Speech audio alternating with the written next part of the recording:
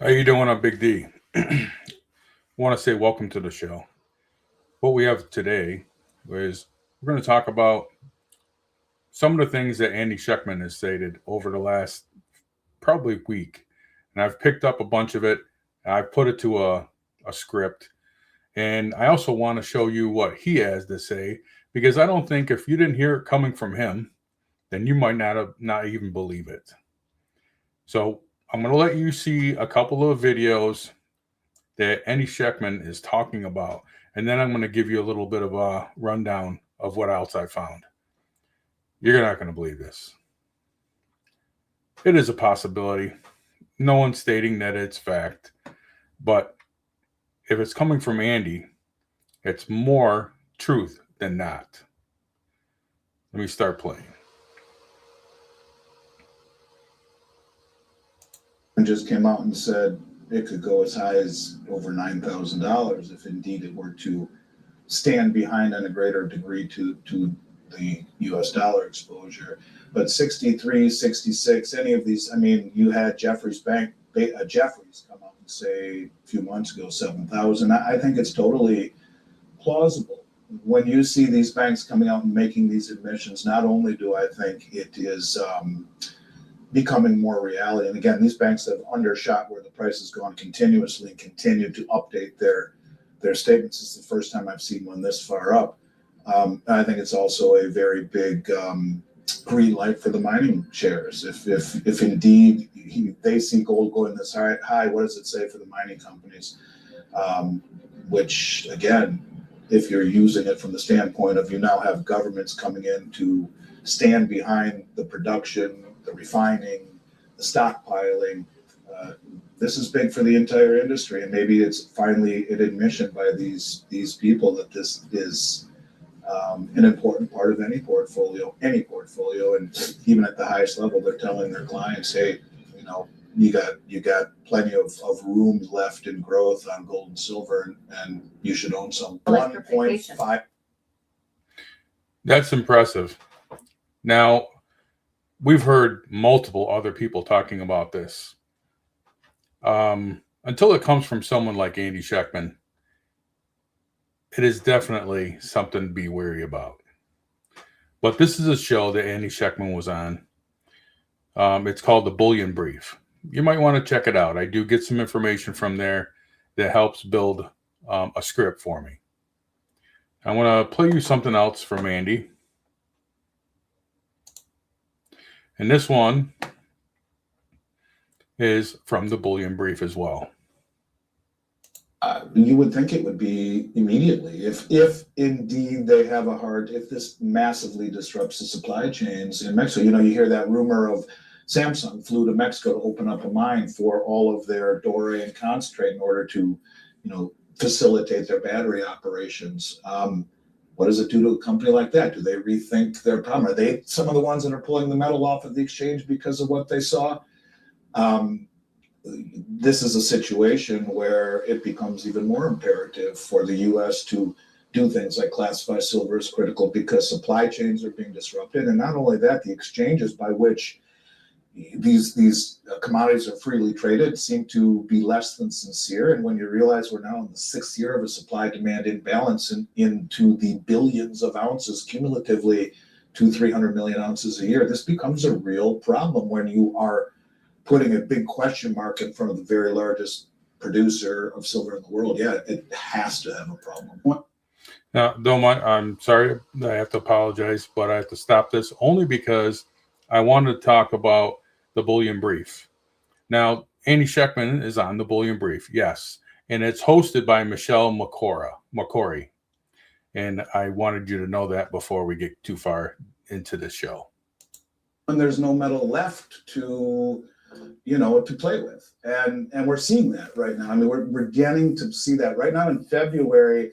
The February contract, which comes off the board completely and totally, which is still open. This late in the game, it's unbelievable to see this kind of open interest on the February contract. But what does that mean? Open interest on the February contract? Open contracts that haven't settled yet, and with 2 days left or 3 days left in both gold and silver. And what's interesting is that if you look at so far as of yesterday, the February cumulative deliveries amounted to just under 4,700 contracts at 5,000 ounces apiece. It was 23,195,000 ounces have been delivered onto COMEX. That doesn't mean it left, right? It was delivered. But here's the interesting thing. As of yesterday, actual February withdrawals leaving COMEX were 38,082,934. So that is 15 million more ounces than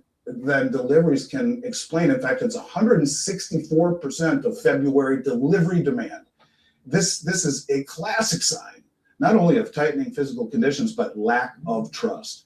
So more metal in the month of February has left than has been delivered. And left the building. Left to where? Where is it going? That's a good question. Who can take possession of 38 million, almost 38,100,000 ounces of silver? If a mint box of Silver Eagles, which is 500 ounces, weighs 42 pounds, who's taking possession of 38 million? You're talking an armada of semi-trucks. Where is it going? Where is it going? I don't know. Is there any coincidence that this is happening leading up to not only the admission or declaration that silver is a critical mineral, but they're going to impose state-sponsored price floors and or strategic stockpiles? Is that what it means? Could it be the Exchange Stabilization Fund doing this covertly on behalf of the Treasury Department for national security? Could it be? Sure.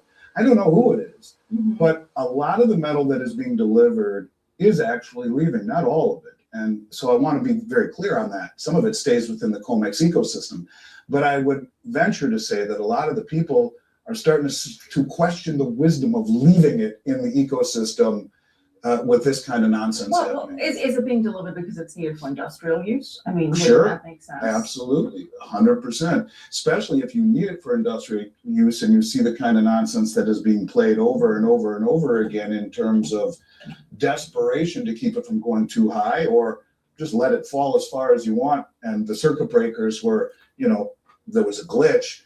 These are things that one time it's an outlier. 4 times within a couple of months, you start to question the wisdom of trusting said institution. Roughly 4,000. So some of the things that are going on, we're seeing. Not everybody's talking about it. Mainstream media doesn't talk about it, but we are talking about it, and it's going to get worse. That's what I'm going to talk about today. I was going to use this in my script, but I'm like, you don't want to hear it just from me. I think you want to hear it from someone who has stature in the industry. Well, let's talk about what's going on as well.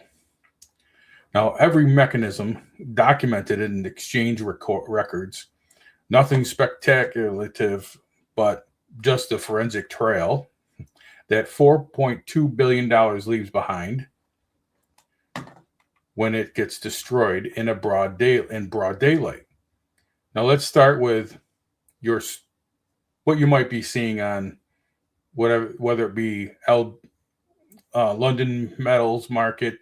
You might be seeing it on the COMEX market. You might be watching on SD bullion, JM bullion, wherever you're seeing your metal prices. Could be around about $83 to $85.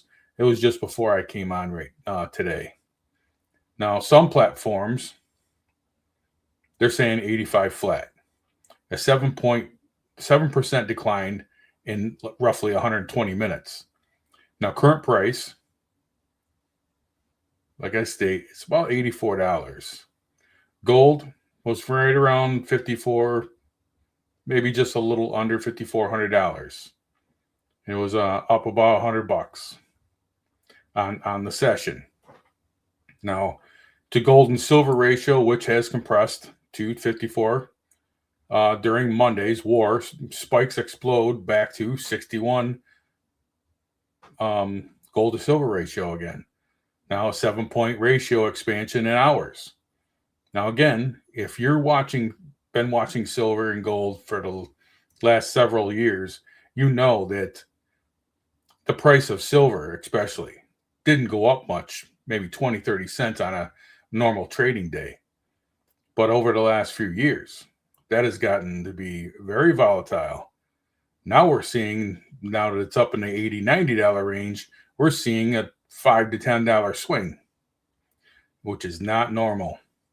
Now, that kind of ratio expansion does not happen organically. It requires one metal to be actively sold while the other is actively bought. And the selling in silver had a very specific signature that I'm about to decode for you. Now, the weapon CME group raised silver futures margins required by 30% overnight, 30% without warning, without announcement during trading hours. They did it after the close Monday night so that every trader in America woke up Tuesday morning to a margin call they did not have when they went to sleep. Kind of weird, huh? Almost feels illegal, creeps in at the night. Let's explain exactly what 30% margin increase does mechanically to a market if you hold a silver futures contract. The exchange requires you to maintain a minimum amount of cash in your account called margin. If silver margin was $10,000 per contract Monday, you had 10 contracts that you need $100,000 in your account. When CME raised margins 30% overnight, your requirement jumped to $130,000. Now, if you did not have that extra $30,000 in cash available when the market opened Tuesday morning, your broker issued an automatic margin call. You had two choices: deposit $30,000 within minutes, or your broker liquidated your position automatically without your permission at whatever price the market offers. Most retail and small institutional traders do not have 30% extra cash sitting in their accounts at all times. That is by design. Margin requirements are set at a level that use most of the trader's available capital. So when margins jump 30% overnight, the majority of the leverage, long positions, gets liquidated involuntarily. Not because the trader wanted to sell, not because the trader changed their view on silver, not because of any fundamental changes, because the exchange changed the rules after hours and forced them to sell at whatever price was available Tuesday morning. How many positions got liquidated? Open interest dropped approximately 1,800 contracts in the session. Each contract is 5,000 ounces. That is 9 million ounces of silver dumped on the market involuntarily at $85 to $90 per ounce. That is approximately $765 million to $810 million of forced selling. But that is just the futures contracts that were fully closed. The dollar value of the price decline applied across the entire open interest of 124,500 contracts at 5,000 ounces each represents 622.5 million ounces of national exposure. A $6 price decline on 622 million ounces is 3.73 billion. Add the OTC and the ETF market impact, and you reach the $4.2 billion in figures. $4.2 billion wiped out by a margin increase decided by a handful of people at the CME group after market hours into a geopolitical crisis. Now, who benefits from this? Follow the money. When leverage longs are forced out at $85 per ounce, someone is buying at $85. For sellers do not choose their exit price. They sell at the bid, and the bid during a margin liquidation cascade is set by the large market participants who have the capital to absorb the selling in the silver market. The participants are the commercial banks who hold the concentrated short position. I talked about this in previous dates. The same banks that were hemorrhaging billions in unrealized losses as silver ran from $63 to $96. The same banks paying 8% lease rates to maintain those shorts. The same banks whose pain I talked about yesterday. Think about the sequence Friday. Silver explodes 6.3% on Iran war. Monday, silver pushed to $96, almost $97. The short sellers are bleeding catastrophically. Monday night, CME raised margins 30%. Tuesday morning, leveraged longs get liquidated. Silver drops 7%. The short sellers, who are down billions of dollars, suddenly recover hundreds of millions of dollars in a single session as the price they are short. It moves back into their favor, who positions CME to raise the margins, who had the motive, who had the relationship with the exchange, who benefits from the exact timing of these specific interventions. I'm not going to name a specific bank, but I'm sure many of you already know, because I want to slam too many banks right now, but I'm sure you know exactly which ones they are. Maybe one that starts with J, something like that. Maybe a P after. I don't know. Just a guess. Maybe. So hypothetical.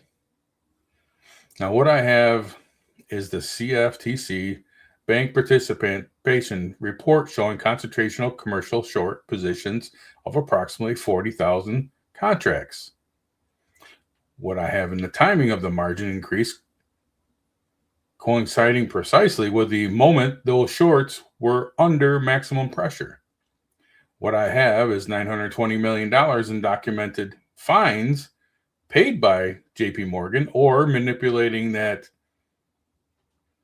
this contract market using similar timing tactics from 2008 to 2016. The pattern is identical.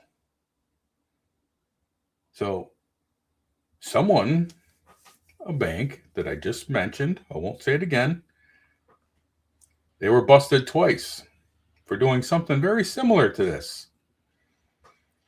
Now, the price rises threaten concentration shorts, exchange rate margins, longs get liquidated, short profits, price resets lower. This has happened dozens of times in silver's history. Every single time the concentration shorts were the beneficiary. Now here's what they could not manipulate, and that's the physical market. While paper silver was getting destroyed, Tuesday morning, the physical market did not flinch. U.S. retail premiums on American Silver Eagles and Canadian Maple Leafs held at $350 to $3.50 to $5 over spot. That means physical silver, was trading between $8.50 to $92 equivalent, while the paper price printed $85. A $7 premium between the physical price and the paper price. When physical premiums expand during a paper price decline, it tells you that the paper decline is artificial. Real buyers of real metal are not selling. At least that's what I'm not doing. And I'm hoping you're not. I'm hoping you stay strong. Don't use your emotions when this type of thing happens. Now, real buyers are holding the metal. They are paying more. The paper market and the physical market diverged in real time on Tuesday morning. And the physical market is the one that reflects actual supply and demand. The paper market reflects margin requirements and forced liquidations. These are not the same thing at all. ETF data confirms this. While paper crashed, SLV and major silver ETFs saw continued creations. Hundreds of millions in fresh assets under management yesterday. American and British institution and retail buyers stepped up and aggressively to buy the dip.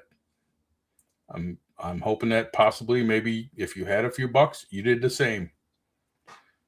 These ETF creations required a trust to purchase physical silver from the same shrinking vault inventory. More physical demand hitting the market at the exact same moment the paper supply was being dumped by margin calls. I don't know if you've checked with your local supplier, if you're going to a local coin shop, maybe a local supplier that you've been dealing with for multiple years. You might have met them at maybe a place where you might have a coin or physical precious metals show. We have one in my area. Usually it's in the summer, and it's usually every third Sunday. But if you had someone, I hope you were able to buy in the dip. Now, the divergence is a mechanical proof that the paper sell-off was forced, not voluntary. The Colmax registered inventory as of March 2nd closed sites at 88.4 million ounces. Still down sharply month over month. Total inventory is approximately 360 million ounces in contracting. March delivery pressure has not changed 1 ounce. 52.6 million ounces still standing for delivery. This is still over 60% of the registered metal demand in a single delivery cycle. The margin increase did not add a single ounce of silver to the vault.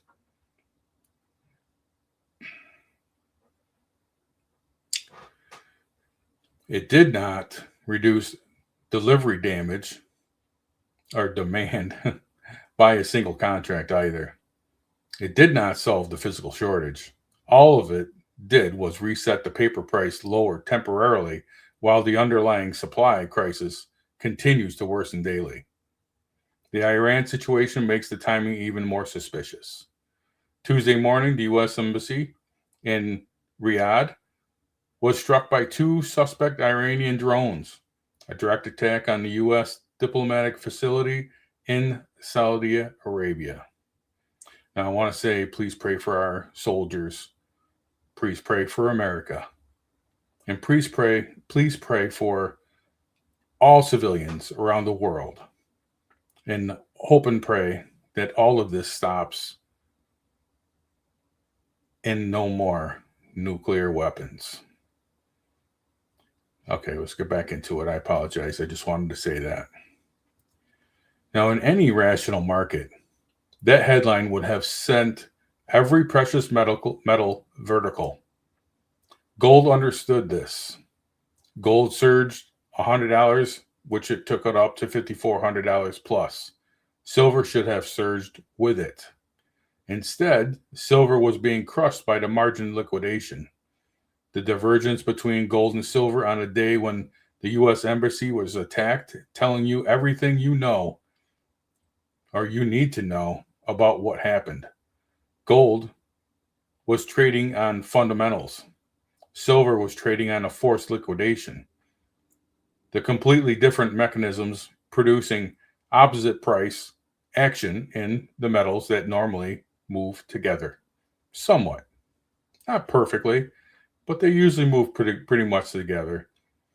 Now, the gold and silver ratio expanded from 54 to 1 to 61 to 1 in a single session in a historical anomaly. That kind of expansion during a geopolitical crisis has happened exactly 4 times in over the last 20 years. Every single time it reversed violently within 1 to 3 weeks. A silver snapped back to its normal relationship with gold. The average snapback was 12 to 18% in silver's favor. If gold holds $5,400 and a ratio reverts to 55, silver price would be at $98. If gold continues higher to 55 on a sustained war premium and the ratio compresses to 54, the price is going to go to almost $102 for silver. Now, the ratio expansion created by Tuesday's forced liquidation is a cooled spring that will release violently when the margin pressure fades and natural price discovery resumes. Let me give you the data points that did not change despite Tuesday's $4.2 billion paper destruction. Yeah, fake paper silver is a huge manipulation. Who is the one manipulating it? It looks like banks, possibly government. Who knows? But I've got a finger and I like to point it to something. But let's get back to it. Nobody lent silver at a cheaper rate because paper prices dropped. The physical wholesale market is still tight. The COMEX registered still 88.4 million ounces and falling. No metal was added to the vaults. March delivery stands unchanged at 52.86 million ounces. My apologies, 52.6 million ounces. No buyer withdrew their demand for delivery. Physical premiums, $3.50 to $5 an ounce over spot.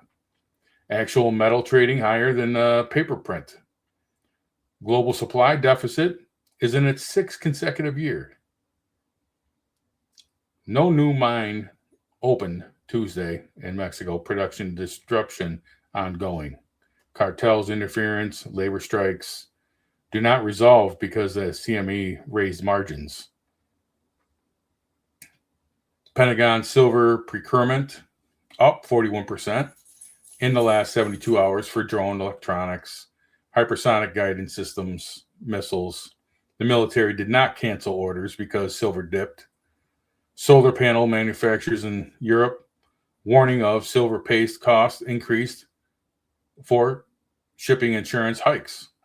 They did not reverse those warnings.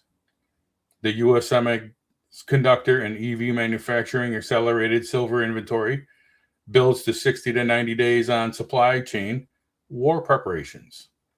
They did not cancel those purchase orders. 2 G20 central banks running pilot silver purchases and allocation London vaults. They did not stop buying scrap dealers in the United States or UK hoarding silver-bearing scrap instead of selling the refineries. They did not suddenly release inventory silver for oil swap deals emerging in the Middle East, crude trading. Those deals did not unwind. Every single physical and industrial demand factor that existed at $96.90 on Monday still exists at $87 on Tuesday. Nothing changed in the real world. What changed was a margin requirement on a derivatives exchange that forced leverage speculation to liquidation positions they wanted to keep. The paper price moved. Reality did not. Now, who is buying at $85 to $87? I did a little bit, not much. Now, the data tells us ETF creations continue, meaning institutional and retail. Western buyers accumulating. Physical premiums. Hold means coin and bar buyers accumulating. Asian premiums elevated means Eastern physical buyers accumulating. Pentagon procurement up 41%. The United States military accumulating. Central bank pilots means sovereign entities accumulating. Every category of buying that purchases physical silver is buying this dip. The only sellers are leveraged future traders who were forced out of the margin calls. For sellers selling, the willing buyers are artificially depressed prices. This is not market decline at all. That is a wealth transfer from the leveraged to the capitalized, from the paper holders to the physical holders. Here's the physical precedence that tells you what happened, what was going to happen next. Now remember, May 2011, silver was running towards $50. The CME raised margins 5 times in 8 days. Silver smashed from $49 to $32, a 35% collapse. It fell like the end of the bull market. But what happened to physical demand during that crash? It exploded.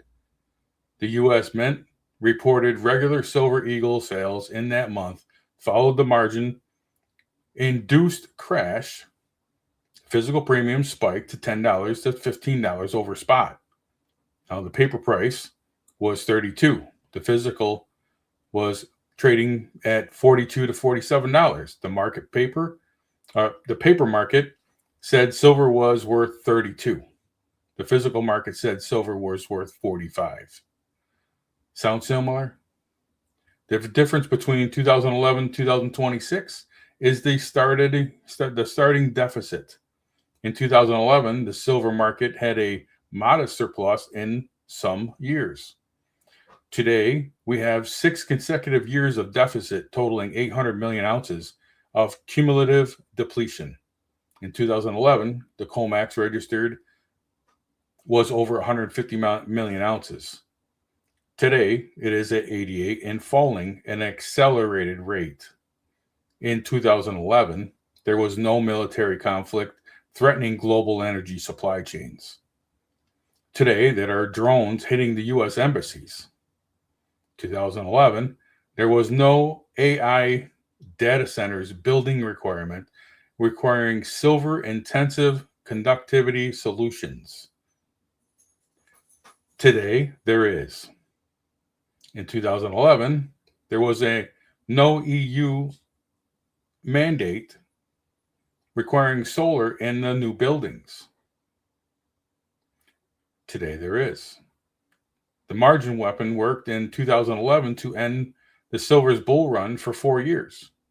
The question is whether it can be worked again in 2026. When the physical market is this tight, the deficit is too large, and the geopolitical risk is this acute. And the industrial demand is this structural. My assessment, based on every data point I have shown and talked about today, it cannot be, because the margin weapon only works when paper selling overwhelms physical buying. And in 2026, physical buying is running at a level that paper cannot overcome for more than a few sessions. I hope you liked today's show. And if you did, please like, share, subscribe. I'd like to see you back. And leave a comment in the comment section. I'd like to know where you're from. If you're a stacker, how long you've been stacking, anything you would like to share. Try to have a great rest of your day. And let me know if you like the new format. I'd like to go forward with this, and if you like it, I'm definitely going to be doing that. God bless, and have a great rest of your day.